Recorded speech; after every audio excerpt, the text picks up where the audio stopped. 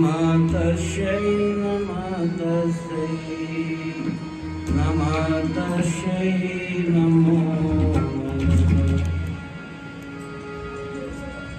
श्री राम जय जय राम। श्री राम जय राम जय राम। श्री राम जय राम जय राम। श्री राम जय राम जय राम। श्री राम जय राम जय राम। श्री राम जय राम जय राम। श्री राम जय राम जय राम। श्री राम जय राम जय राम। जय जय जय हनुमान गोसाई। जय जय जय हनुमान गोसाई। कृपा करो गुरुदेव की नाई। कृपा करो गुरुदेव की नाई। राम रसायन तुम्हारे पासा। राम रसायन तुम्हारे पासा। सदा रहो रघुपति के दासा। सदा रहो रघुपति के दासा। श्री राम जय राम जय राम। श्री राम जय राम जय राम। श्री राम जय राम जय राम। श्री राम जय राम जय राम। श्री राम जय राम जय राम। श्री राम जय राम जय राम। श्री राम जय राम जय राम।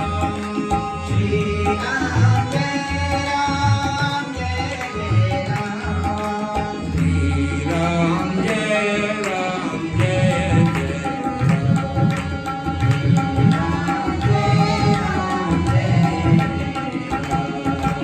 श्री राम जय राम जय राम।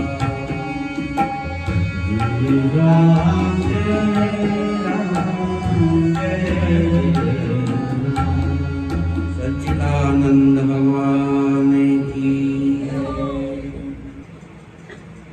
मैं आपकी तरफ से जो है 2 श्लोक बोल करके माँ के चरणों में अर्पण करता हूँ। या देवी सर्वभूतेषु मातृरूपेण संस्थिता। नमः तस्यै नमः तस्यै नमो नमः। या देवी सर्वभूतेषु दयारूपेण संस्थिता। नमः तस्यै नमः तस्यै नमो नमः।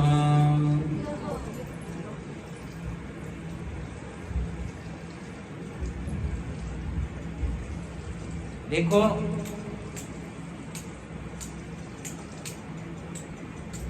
आपको कुछ बातें ऐसी बताने का प्रयत्न करूंगा जो आपको स्वीकार करना होगी, और वो बड़ी ही उद्देश्यक है। संतों ने, लेखकों ने, विद्वानों ने अनुभव करके और जन जन तक पहुंचाने का प्रयास किया है, संतों के द्वारा, सत्संग के द्वारा। वही बात मैं आपको यहाँ दोहराना चाहता हूँ, और उपदेश को आप बड़ी सावधानी से श्रवण करें। यही 9 दिन नई नई बात आपको सुनने को मिलेगी। धैर्य क्या चीज है? धैर्य, धैर्य धीरज को कहते हैं। शांति रख, धैर्य रख, धीरज, धीरपाई काट में धीरपाई, ऐसे बोलते हैं ना देसी भाषा में। धैर्य, जिह्वा, एक जिह्वा और ज्ञानेंद्रिय पर विजय प्राप्त करना ही धैर्य है। जिह्वा पर कंट्रोल करो। ये जीवान है ना, बिना जॉइंट की, ये पोहे जैसी, श्राद्ध में खूब पोहे खाए, अब नवरात्रा में फुल स्टॉप लगा दो, फल फ्रूट खाओ। लेकिन ये जो जीवान है ना, छोटी सी जीवान इतनी बड़ी काया में, ये जीवान बड़ा अनर्थ भी कर देती है। कटु वचन बोल करके, किसी को गाली बक करके, तू मैं कर करके विरोध बढ़ा देती, दुश्मनी बढ़ा देती। इसलिए यहाँ विद्वानों ने कहा है कि इस पर विजय पाओ। माँ से प्रार्थना करो कि माँ हमको धैर्य शक्ति प्रदान कर, जिह्वा पर और ज्ञानेंद्रियों पर, क्योंकि ज्ञानेंद्रिय जो हमारी है, इसके द्वारा ही हमें स्वयं को ज्ञान की प्राप्ति होती है और दूसरे को भी ज्ञान की प्राप्ति होती है। ज्ञानेंद्रिय हमारी कौन कौन सी है? ये आंखें हैं, ये कान है, ये जिह्वा है, नाक है। इससे हमको ज्ञान की प्राप्ति होती है, देखने से, सुनने से, बोलने से, सूंघने से। तो धैर्य और कुमार दूसरा, पहला है धैर्य, जिह्वा पर ज्ञानेंद्रियों पर विजय पाना ही धैर्य है। और कुसंग चित्त की बहुमुखता, बहुमूर्खता जो है चित्त की, यही कुमार्ग है। यानी अपना चित्त, अपना मन स्थिर नहीं रखना, इधर उधर विषयों में बार बार उसको पहुंचाना, बार बार यहाँ बैठे, अच्छी जगह बैठे, सत्संग में बैठे, लेकिन मन जो है कुमार्ग में जा रहा, चित्त ठिकाने नहीं है तुम्हारा। ये कहते हैं ना, तुम्हारा चित्त स्थिर रखो, क्योंकि चित्त स्थिर रहेगा तो वो कुमार्ग से बच जाओगे। गलत रास्ते पे जाना, शरीर जाए, ये नहीं कि शरीर जा रहा ही कुमार्ग है। अरे मन भी तो जा रहा है, मन उससे भी ज्यादा। शरीर चला जाए ठीक है, लेकिन मन नहीं जाना चाहिए। मन गया तो और ज्यादा दुविधा में आ जाएंगे, और ज्यादा हमको जो है कुमार्ग अपनाना पड़ेगा। इसलिए धैर्य, कुमार्ग। अब हम कहते हैं ना कि स्वर्ग, स्वर्ग क्या चीज है? स्वर्ग हमारी धरती पर हमारे पास ही है। जिस दिन आपको अच्छे गुणों की वृद्धि हो जाए, अच्छी बातें, अच्छी चीजें, अच्छे विचार, अच्छे भाव आपको मिल जाए, सद्गुण की वृद्धि ही स्वर्ग है। क्रोध तो आता है, निंदा करना आता है, झूठ बोलना आता है, विषय वासनाओं में लिप्त होना आदि आदि। और फिर के भगवान मने स्वर्ग में वासो दीजो, वो लोग कैसे देंगे भगवान?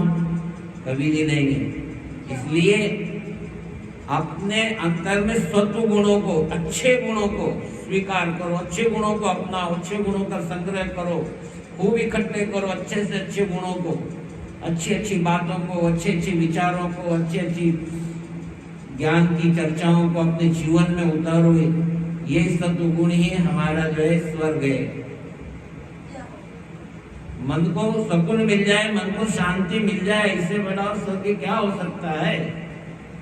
बोलो राम। आसुरी वृत्ति जो होती है, इसकी जो वृद्धि बढ़ जाती है, नरक है।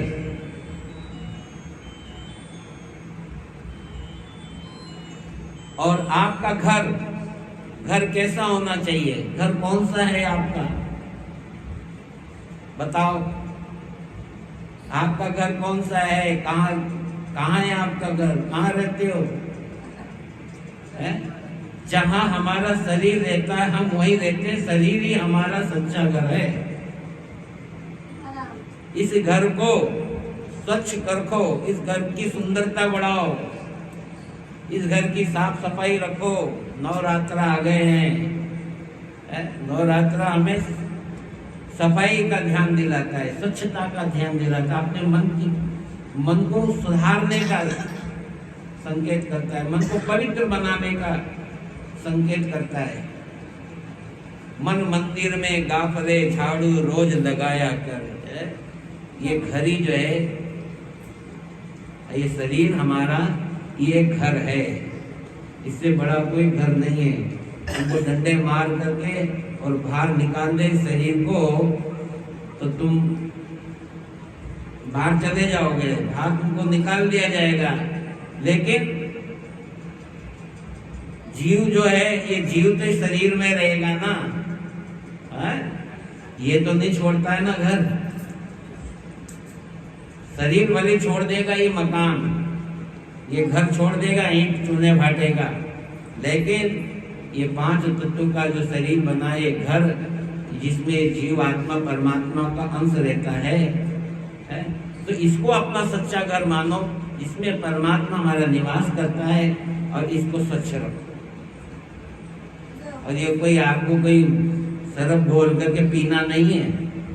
हाँ, ये ध्यान रखना। कोई फिनाइल विनाइल पी जाओ, कोई पाउडर के राम जी ने कहा कि घर को साफ करो, नवरात्र आ गए, ऐसा भी मत सोचना। यानी संयमित, कम खाओगे ना, तो नवरात्र चल रहा है, कम खाओगे तो विचार तुम्हारे कम बनेंगे, और थोड़ा खाओगे, कम खाओगे तो तुम आलस से तुम्हारे शरीर में नहीं आएंगे। जब आलस से नहीं आएंगे तो भगवान का नाम लेने में, देवी की आराधना करने में तुमको बड़ा आनंद आएगा। आगे तो ये जो है मनुष्य शरीर ही हमारा सच्चा घर है, और जो गुणों से संपन्न है। अब पैसे वाला कौन है, धनी कौन है? कैसा, ये तो बड़े धनी है, सेठानी जी तो बड़ी धनी है, फलाने जो फलाने बड़े पैसे वाले हैं, फलाने पैसे वाले हैं। लेकिन जो गुणों से संपन्न हैं, जिनके पास बहुत सारे गुण हैं, अनंत गुण हैं, वही धनवान है, वही संपन्न है। धनी हो और उसमें सद्गुण नहीं हो तो धनी किस काम का? इसलिए सद्गुणों के धनी बनो, अच्छे गुणों के धनी बनो। सब लोग आपको नमन करेंगे आपके गुणों के आधार पर, आपके गुणों को पूजेंगे। अरे गरीब है तो क्या हुआ, पैसे वाला नहीं है तो क्या हुआ, अरे उसके अंदर गुण देखो, कितने सद्गुण है उसमें, है सच्चा धनी है वो तो भाई। इसलिए और जिसके चित्त में, जिसके मन में असंतोष है, जिसके मन में असंतोष है, वही दरिद्री है। सबसे बड़ा दरिद्री वो है जिसके मन में संतोष नहीं है।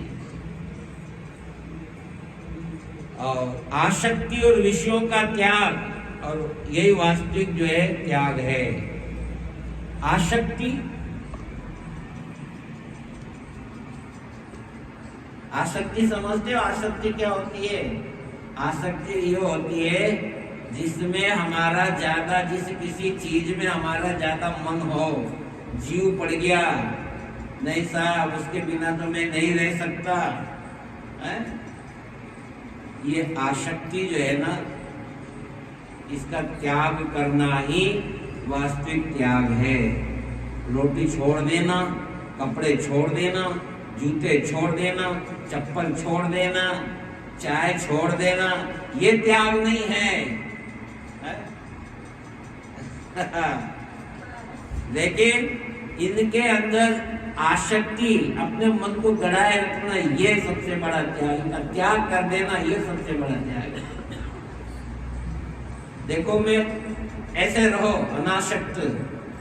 आप बाजार में जाते हैं, दुकान से देखते हैं कि हलवाई बहुत अच्छी पकौड़ी निकाल रहा है और मन कर रहा है देना भाई 200 ग्राम पकौड़ी। पकौड़ी देता है कागज में धोने में और आप उसको खाते हैं। और उस दोने कागज को फिर क्या करते हो आप? क्या करते हो? उस दोने का खाली हो जाता है या उस कागज का क्या करते हो? फेंक देते हो।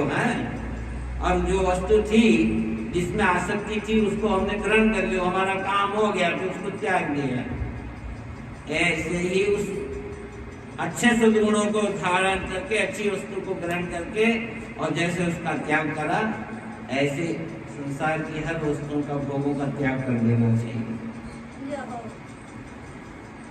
ये सबसे बड़ा त्याग है। आसक्ति और विषयों का त्याग ही वास्तविक त्याग है। और धन क्या चीज है? धन, आपको धन की जरूरत होती है ना, धन बहुत। देखिए ये जो धन है, ये सच्चा धर्म ही धन है। धर्म का पालन करो, धर्म पर चलो, धर्म को धारण करो, धर्म पर बने रहो, मजबूत रहो। अपना धर्म का त्याग कभी नहीं करना। अगर आपने राम मंत्र ले लिया, राम द्वारे में आपने राम स्नेह धर्म अपना लिया है, तो उसको आप जो है किसी भी धर्म के बीच में जाके, धर्म वालों के बीच में जाके बैठ जाओ बैठो, उस धर्म का भी पालन करो, उसका भी सम्मान करो, लेकिन अपमान नहीं करना। तो धर्म ही सबसे हमारा सबसे बड़ा धन है। धनवान है लेकिन उसके पास कोई धर्म नहीं है तो धन किस काम का? इसलिए धैर्य, कुमार, स्वर्ग, नरक, धर, धनी, दरिद्र, त्याग, धन, ये सब जो बातें हैं ज्ञान की, ये सब सीखने की बातें हैं, समझने की बातें, अपने जीवन में उतारने की बातें हैं। अच्छा, अब तुम्हारे शरीर में बल है ना, ताकत को बल कहते हैं। तो श्रेष्ठ बल कौन सा है? श्रेष्ठ बल, सबसे ऊंचा बल कौन सा है? श्रेष्ठ बल आपको 100 साल की उम्र में भी अगर आप प्राणायाम करोगे ना, श्वास को रोकोगे, रेचक पूर्ण करोगे, तो उस वहां पर भी 100 साल की उम्र के बाद भी आपके शरीर में बल आने लग जाएगा। तो प्राणायाम ही जो है सबसे बड़ा बल है। अगर शरीर को स्वस्थ रखना हो, शरीर को लंबी उम्र देनी हो, तो बस 5 मिनट का काम है। 5 मिनट अपनी नाक पकड़ लो और विधि से रेचक पूरक कुंभक कर लो। 5 मिनट अगर आप रोज करोगे, जहाँ 50 साल आपकी उम्र है, आपकी 55 साल की उम्र हो जाएगी, 60 साल की उम्र हो जाएगी। जितने आप लंबे प्राणायाम करोगे उतनी आपकी उम्र बढ़ेगी। अगर आप 70 साल के हो गए, 72 वर्ष में मरने वाले हो, तो हमारे कहने से आज से प्राणायाम शुरू कर लो, 80 साल बाद मरोगे। लेकिन और स्वस्थ रहोगे, अपना खटकर्म भी कर लोगे। आपके हमारे शरीर में क्या है? एक श्वास है, वायु एयर है, और ये वायु का ही आना जाना, यही इसी का खेल है इस शरीर के अंदर। यही सबसे बड़ा जो है मीटर है, सबसे बड़ी मशीनरी जो है श्वास की है।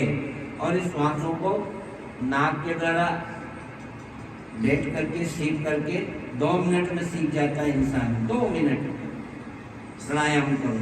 तो प्राणायाम जो है ये सबसे श्रेष्ठ बल है। और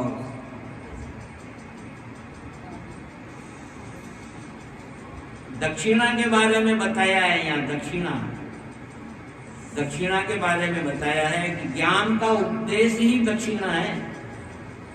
ज्ञान का उपदेश देव, यह सबसे बड़ी दक्षिणा है। बोलो राम।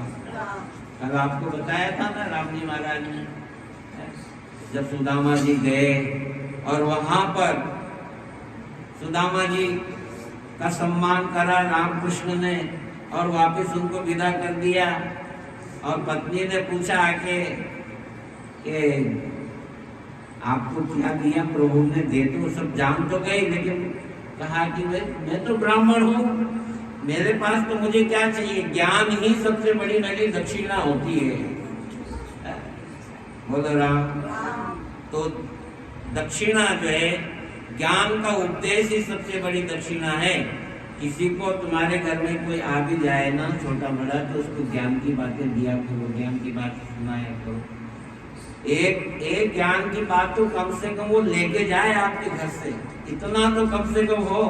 चाय भी पिलाओ, भेजा फ्राई भी करो, माता पूड़ी करो उसके साथ, तेरी मेरी करो, तो कम से कम जाते जाते अच्छी बात, एक बात ज्ञान की उसको देके विदा करना चाहिए। अगर आपके पास है तो, नहीं तो दो हाथ तीसरा मस्तक झुका लेना। बोलो राम। अब देखो साहब, उत्तम लाभ, आप लाभ की अपेक्षा करते हो ना, कि हमारे घर के सामने शुभ लाभ लिखा रहता है, एक तरफ शुभ एक तरफ लाभ। ये लाभ क्या चीज है? उत्तम लाभ क्या है? कहते भगवान की भक्ति करना ही सबसे उत्तम लाभ है। और लाभ तो तुमको भौतिक संसार के कहीं भी मिल जाएंगे, लेकिन भक्ति का लाभ बड़ी मुश्किल से मिलता है, बहुत मुश्किल से मिलता है। भक्ति करना ही, भगवान की भक्ति करना ही सबसे बड़ा लाभ है। और वो लाभ ऐसा रहे कि उस लाभ से आपको कभी हानि नहीं होने वाली, उस लाभ से आप यहाँ पर भी अपना जीवन अच्छा चला लोगे, और मरने के बाद भी वो लाभ आपके साथ जाएगा, भक्ति रूपी लाभ। अस्तु, तो इन बातों को आप जो है अपने, आपको 10 बातें हम सुनाएंगे, कम से कम 1-2 बात तो आपको जरूर याद रहेगी। और संतोष, क्या बात, संतोष ही सबसे बड़ा सुख है, ऐसा संतों ने, विद्वानों ने बताया है। रामचंद्र संतोष में 3 लोग को सुख, संतोष ही सबसे बड़ा सुख है। संतोष रखा करो। नींद मिली चीज तो कोई बात नहीं है, जिसमें अपना गुजारा चलाओ, है जिसमें अपना काम चलाओ। किसी पराई वस्तु को देख करके मन को मत ललचाओ कि नहीं मेरे ये भी आना चाहिए, मेरे भी होना चाहिए, मेरे भी ऐसा होना चाहिए, मेरे भी ऐसा होना चाहिए। ठीक है, उसके भाग में वो मिल रहा, वो भोग रहा है, हमारे भाग में मिलेगा, हम भोगेंगे। तो और दुख क्या है सबसे बड़ा? विषय सुख की लालसा, यानी इच्छा ही दुख है। विषयों की इच्छा करो तो विषय, और दुखी दुख बढ़ता है उसमें। अब ये लाइट है, ये पंखा, ये विषय है। अब लाइट ली थी तो लाइट लगवा ली, जा देना भैया पंखा लाना, पंखे में इतने रुपए का आएगा, इतना पैसा दो, फिर फाइल तैयार करो, फिर मीटर वाला आएगा, मीटर लगाएगा, कितना खर्चा बढ़ेगा, और फिर महीने के महीने बिजली का बिल आएगा। तो बढ़ गया कि नहीं बढ़ गया दुख? तो विषयों की लालसा करना ही, ये सब इच्छा करना ही सबसे बड़ा दुख है। मूर्ख कौन है? मूर्ख, मूर्ख किसको कहते हैं? मूर्ख उसको कहते हैं जो नाशवान वस्तुओं को अपनी मानता है, अपनी मानने वाला नाशवान वस्तु। ये मकान किसका है? मकान मेरा है, मेरे नाम है। अब ये मकान तो एक दिन नष्ट हो जाएगा, वो भी मूर्ख है, ऐसा समझने वाला। हाँ, वो भी मूर्ख है। चलो ये बाहर की बातें तो छोड़ो, बाहर की बातें जो है, इस संसार में बहुत सारी चीजें हैं तुमसे जुड़ी हुई हो, तुम्हारी है, लेकिन वो सब नष्ट होने वाली है। जिस शरीर में जीव आत्मा रहती है, ये शरीर मेरा है, ऐसा कहना भी मूर्खता है, क्योंकि ये शरीर भी नाशवान है। ये शरीर भी जो है एक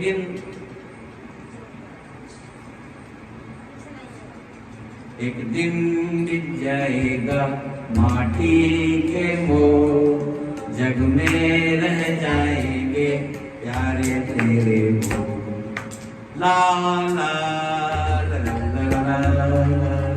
हम तो देखो साहब गाने में से भी कहीं न कोई चीज जो अच्छी होती है वो निकालने की कोशिश करते हैं। स्वर है, स्वर तो स्वर ही होते हैं, लेकिन जान दम शब्दों में होता है, और वो शब्द जो होते हैं अगर अच्छे होते हैं तो उसको स्वीकार करना चाहिए। तो नाशवान वस्तु को मैं या मेरी मानने वाला ही सबसे बड़ा मूर्ख है। तो आज से आप ये मूर्खता खत्म कर देना, ये मेरा मेरा मत करना है। हमसे भी बहुत से भगत आके झूठ बोलते हैं, हम पूछ लेते हैं कि ये बच्चे किनके हैं, गुरु महाराज सब आपके हैं। भैया कितने आपके? 4 बच्चे, तो एक बच्चा यहाँ चढ़ा जाओ। अरे महाराज ये तो आपके तो हैं, लेकिन चढ़ाने के लिए नहीं है। आप लोग नहीं चढ़ाओगे तो ये संत समाज कैसे चलेगा? सनातन धर्म की रक्षा कैसे होगी? क्या ज्ञान भक्ति वैराग्य की दिशाएं कौन दिखाएगा? हम भी तो किसी माँ के वाला संतान है, हमको भी तो चढ़ाया। आज हम आपके बीच में बैठे हैं, कितनी माएँ हमारे बीच में हैं। उनकी माँ की गोद, आपकी गोद में हम बैठे, एक माँ की गोद का त्याग किया, 1000 माएँ मिल गई। बोलो राम। इसलिए जो है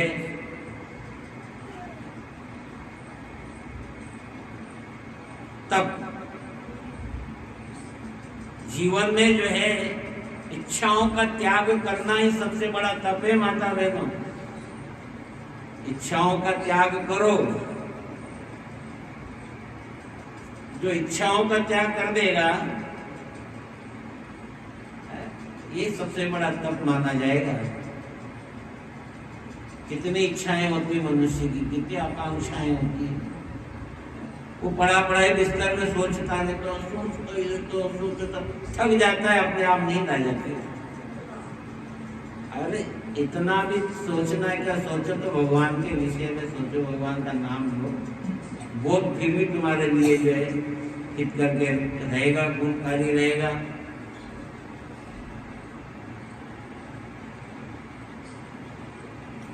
और बंधन क्या है, मोक्ष क्या है, इसको जानने वाला ही सबसे बड़ा पंडित कहलाता है। पंडित उसी को कहते हैं जो बंधन से मुक्त करा दे।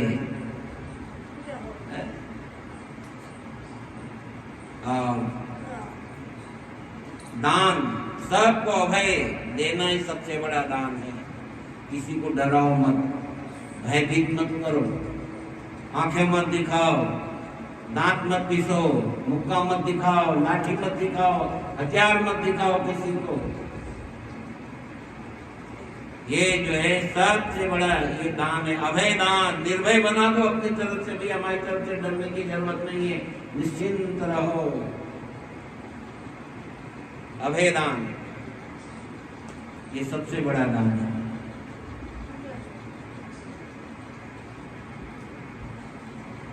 धर्म, धर्म क्या चीज है? धर्म जो है कल्याणकारी आचरण ही सबसे बड़ा धर्म है। हमारा कल्याण हो जाए और हम किसी को कल्याण की प्रेरणा करें, ये सबसे बड़ा धर्म है। इसलिए तो कहते हैं ना विद्वान, धर्म जो होता है वो धारण करने योग्य होता है, उसको धारण करो। धार्यति धर्म, जो धारण करने योग्य होता है वो धर्म कहलाता है। और जो कल्याणकारी आचरण ही सबसे बड़ा धर्म है। सदाचार में जीवन। तो ये चर्चाएं हमने आपके सामने रखी, ये बात आपको हमने बताई है। और भी कल हम आपको जो है रोज सत्संग के माध्यम से जो है आपको नई दिशाएं बताने का, नई दिशा की ओर ले जाने का हम प्रयत्न करेंगे। और उसको आप अपने जीवन में उतार के अपने जीवन को पवित्र बनाएं, शुचि बनाएं और उसको वैभवशाली बनाएं और उसको कल्याणमय बनाएं। बोलो सच्चिदानंद भगवान।